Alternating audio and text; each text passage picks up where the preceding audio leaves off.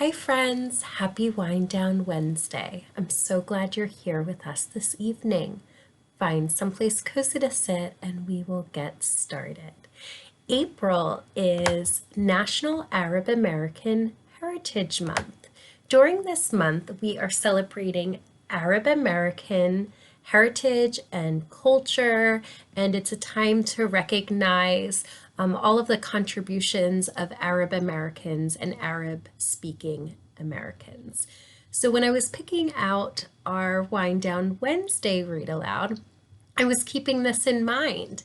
And the story that we're going to be reading is titled One Green Apple by Eve Bunting, illustrated by Ted Lewin. I'm especially excited to read this story to you because this book was awarded the Arab American Book Award. That award is an honor that's given each year to outstanding books written by or about Arab Americans. This story is about a girl named Farah, and she's an immigrant. You might be wondering, what exactly is an immigrant?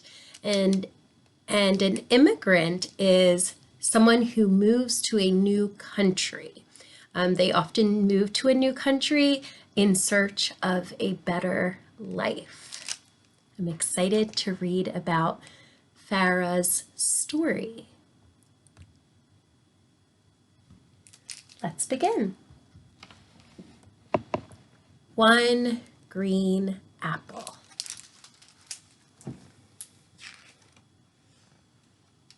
What do you think the setting will be? Look closely. Have you ever been somewhere where you saw a tractor or apple trees? Once again for Diana and her apple cider kids. Thanks. Thanks to Wilk Low Orchard. Special thanks to Samar Mahdi, my Farah. Here we can see another image. Are you getting some ideas for what the setting could be? Where and when the story takes place?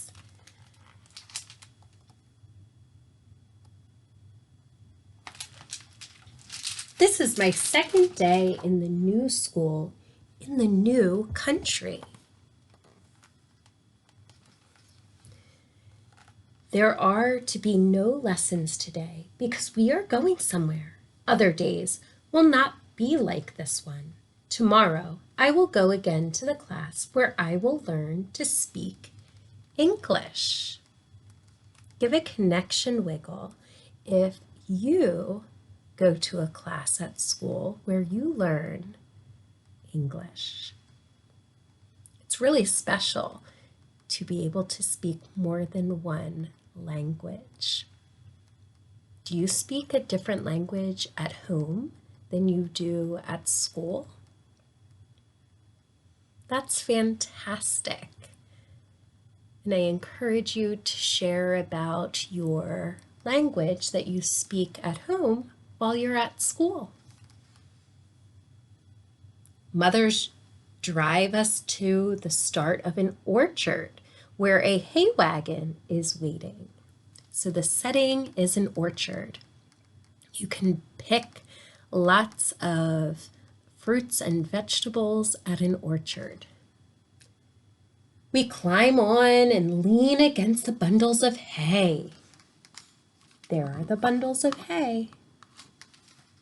Have you ever been on a hay ride? The wagon is pulled by a tractor and we jolt along. I think it odd to have boys and girls sit together. It was not like this in my village. So she's reflecting, thinking back to her experience in the country that she used to live in, and boys and girls did not sit together.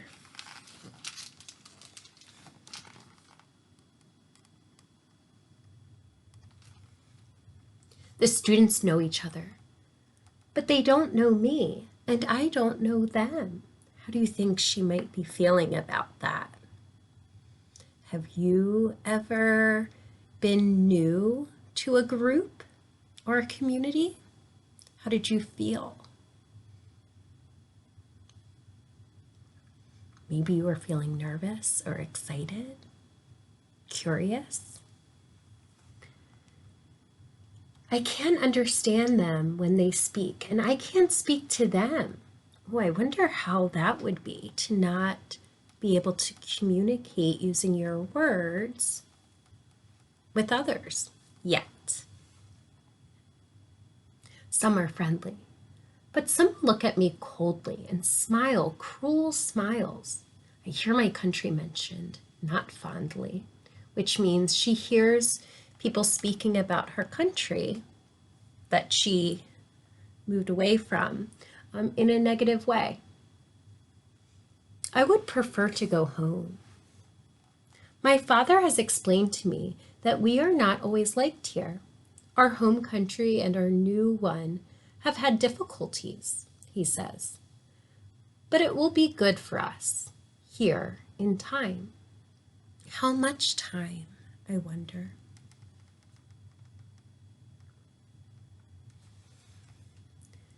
I am different too. In other ways, my jeans and t-shirt look like theirs, but my dupatta covers my head and shoulders. Here is her dupatta. A dupatta is a long piece of cloth that some women and girls wear, and it goes over your shoulders. Sometimes it goes over your head. It's a tradition, and we've talked about traditions in many of the classes I've taught. It has to do with a belief system. I have not seen anyone else wearing a dupatta, though all the girls and women in my home country do.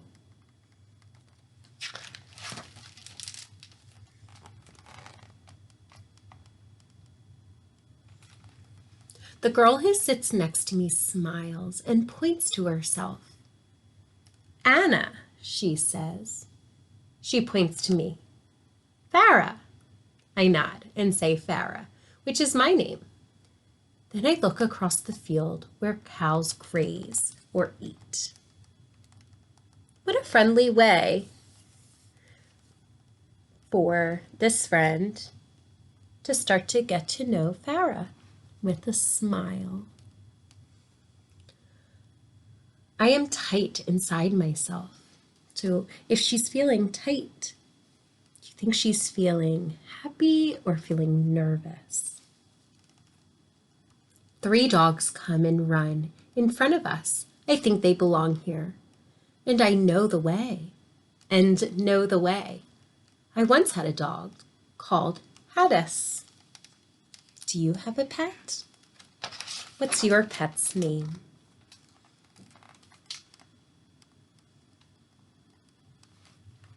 We stop at a place where apple trees bunch together.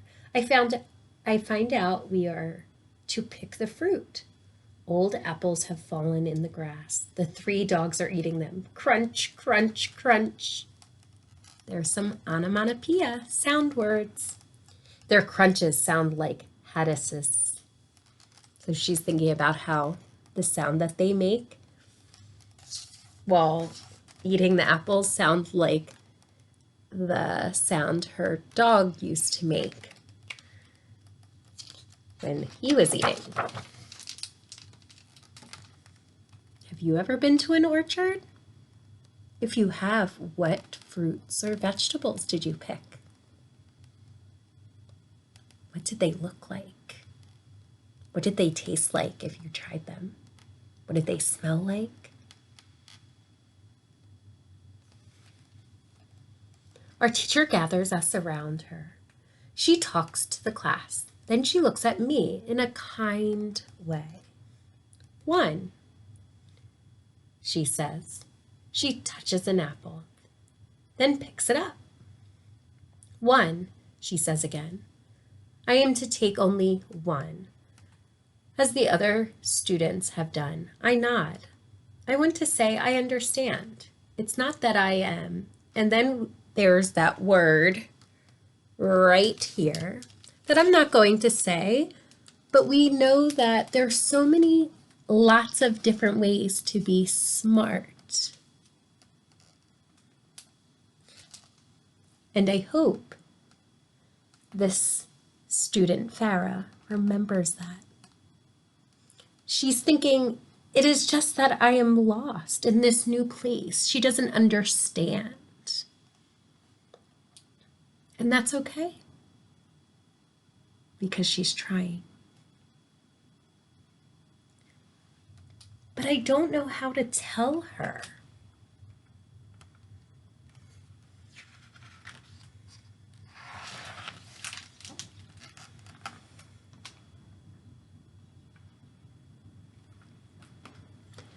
I pull away from the rest. Beside me is a tree, shorter than the others, that does not seem to belong. It is small and alone, like me. A few hard green apples hang from its branches. I twist one off. It fits perfectly in my hand.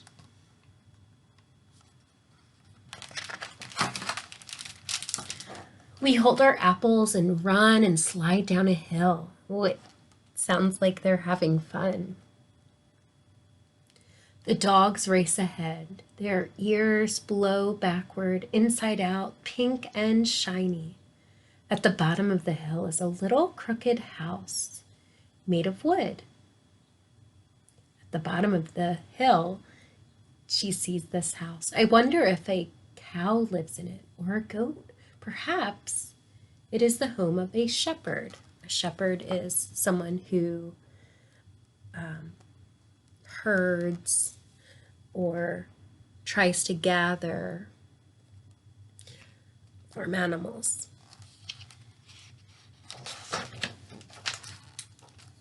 In the house is a wooden machine. What do you think the wooden machine does?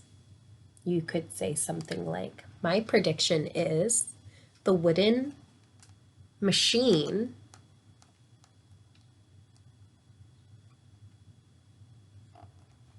So the wooden machine has a metal handle. I see no cow or goat or shepherd. The house is here for some other reason.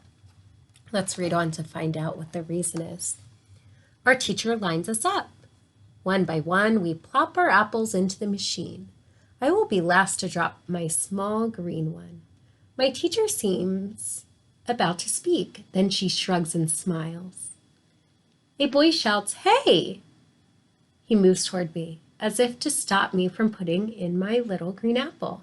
But he is too late. It has already gone.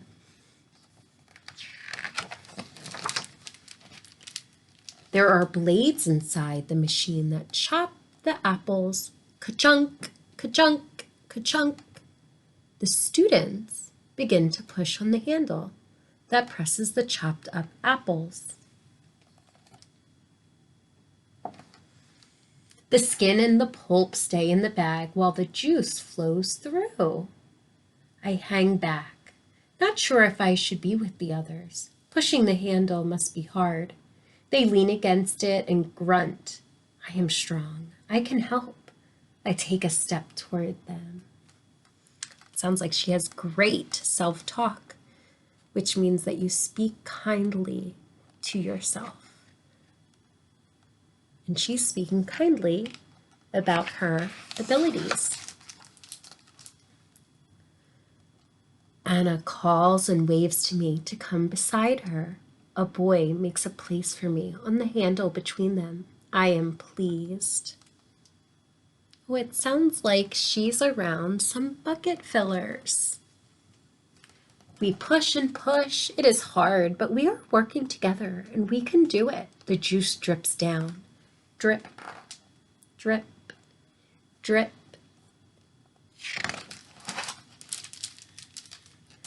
What did they make?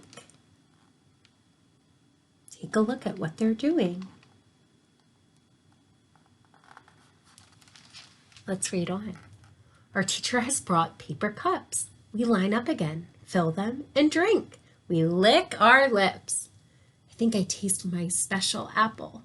Apple cider, Anna says. That must be what we are drinking. I say the word inside myself, where it can't be heard. L. The other word is too difficult, the word cider. She's thinking it's too difficult to say at this time. Have you ever tried to say a word in the English language that you didn't know and you found it challenging? Put your thumb up. It could have been challenging because you haven't heard of that word before, or it could have been challenging because you might speak another language and hearing that English word was new to you. Our teacher is speaking. She is holding out a bag for our cups and making signs that we must get ready to leave. I think it's really interesting that Farah is paying close attention to the way that her teacher uses her body language to show what they should be doing. Because Farah doesn't understand the English language yet, she's looking for clues like pointing and smiling from others to help her understand the experience. Anna sits next to me in the wagon. As we ride back, there is a boy on my other side. Jim, he says, and points at himself. I nod. Jim, I say silently. Hay tickles my arms and makes Anna sneeze. It smells of dry sunshine.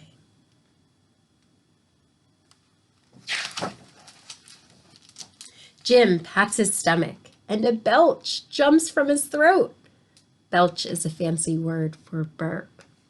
Everyone laughs. I do too. Laughing is a great way to connect with friends. Laughs sound the same as at home. So she's noticing that laughing is the same here in this new country and in the country that she used to live in. Just the same. So do sneezes and belches and lots of things. It is the words that are strange, but soon I will know their words. I will blend with the others the way my apple blended with the cider. I take a deep breath.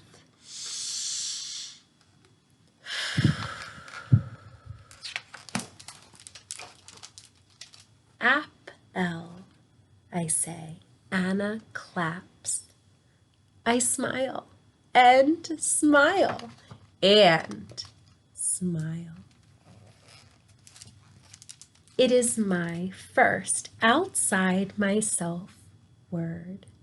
There will be more. Remember, she was saying words inside of her mind, and then she finally had the courage to speak them aloud. Thank you so much for joining me this evening. I hope you have a great night, and I will see you next Wind Down Wednesday.